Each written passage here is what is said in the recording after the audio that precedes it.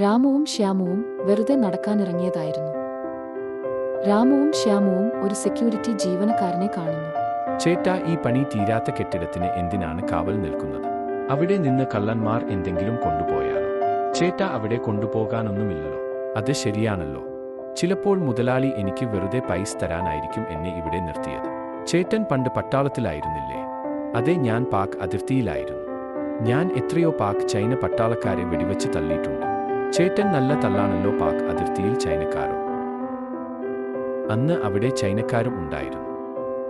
ഇനി നമുക്ക് ഇവിടെ നിന്നാൽ പറ്റില്ല രാമു, നമുക്ക് പോവാം. എടാ പോകല്ല മക്കളെ, എനിക്ക് കുറച്ചുകൂടി യുദ്ധകഥകൾ പറയാനുണ്ട്. ചേട്ടാ, നമുക്ക് വേറെ ഒരിക്കൽ ആവാം.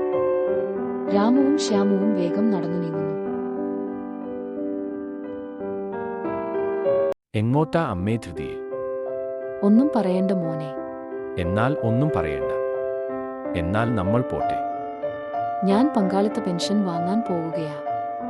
വാർദ്ധക്യ പെൻഷനും ഈ പെൻഷനും കൂടി ആകുമ്പോൾ നല്ലൊരു പൈസ ആവില്ലേ മക്കളെ? ഹാ, അത് ശരിയാ. എന്നാൽ വേഗം പോയിക്കോൾ. രാമു, അത് നമ്മൾ അന്നു കണ്ട ആൾ അല്ലേ? നമ്മൾക്ക് അയാളുടെ അടുത്ത് പോവാം. സർ, എന്താ ഇവിടെ?